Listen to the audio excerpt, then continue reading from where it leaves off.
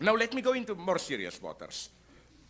The reason why I'm still a Marxist is that I claim that this structure of belief, of displaced belief, you find it in what Marx described as commodity fetishism. Here is the very beginning of the famous subdivision 4 of the chapter 1 of Capital on fetishism of the commodity and its secret. I quote, "A commodity appears at first sight an extremely obvious, trivial thing, but its analysis brings out that it is a very strange thing, abounding in metaphysical subtleties and theological niceties." End of quote. Now, I hope if you listened even vaguely to these lines, I hope you were a little bit surprised by them. And I think this brings us to the very core of what is still, to use these pompous words, alive in Marx, in Marxist theory. Namely, they do not do what we would expect of a critical atheist, materialist thinker. Marx's thesis is not, let's take a religious myth, illusion, and let's demystify it. Let's demonstrate how this spiritual formation was generated by actual life, real life struggles, and so on.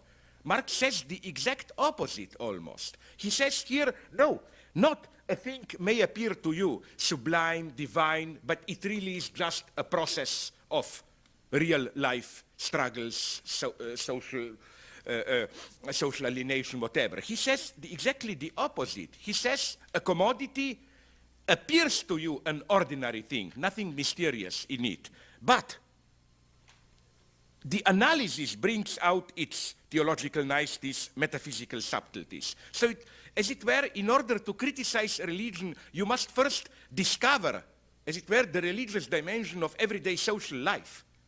And this, I think, is the complication in Marx, of which even today we are not yet fully aware. How, again, the point of Marx is not just that of demystification, but of us becoming aware of a mystification of which we are not even aware that it determines our acts.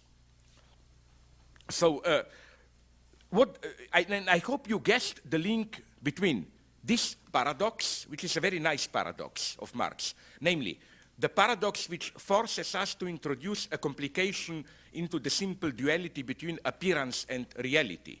For Marx, when Marx defines ideology as false appearance, when he says in his formula for ideology, "Sie wissen das nicht, aber sie tun es." They don't know it, but nonetheless they are doing it. He doesn't mean this simple stupidity. Yes, they don't know what they are doing. They are doing one thing, but ideology means you think you are doing another thing. No. Ideology is in acting. Ideology is not in what you are thinking. Ideology is in what you are doing. Ideology is embodied in what you are doing. Ideology are metaphysical presuppositions, whatever, that you apply, follow in your doing.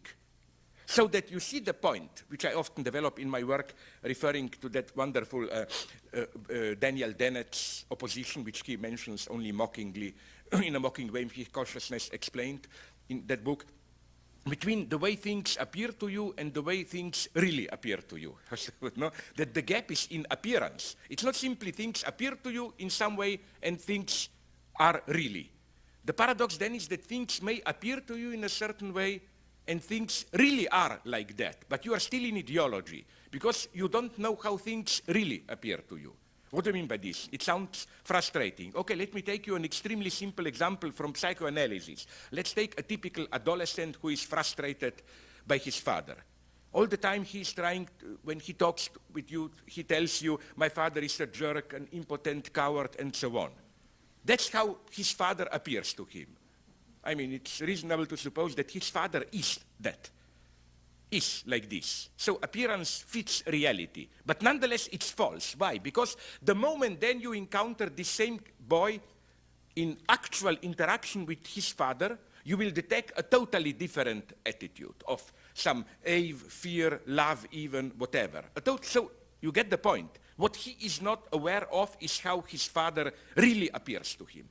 And it's the same, for example, with racism. Today we are all liberals. We like Arabs, we like Jews, we respect Islam, we respect Jehovah, whatever. And they are to be respected. You know what I mean? But in between then you have that famous, but nonetheless they get on my nerves. No? It's this third level which is crucial. And okay, what has this to do with the chicken? A lot. When a critical Marxist encounters a bourgeois subject immersed in commodity fetishism, let me recapitulate. The Marxist reproach is not the commodity may seem to you to be a magical object endowed with special powers, but it really is just a reified expression of relations between people. No, the reproach is rather, you may think that the commodity appears to you as a simple embodiment of social relations, and the commodity really is just an embodiment of social relations. But this is not how commodity really appears to you. In your social reality, by means of your participation in social exchange, you bear witness to the uncanny fact that the commodity really appears to you as a magical object endowed with special powers and so on and so on.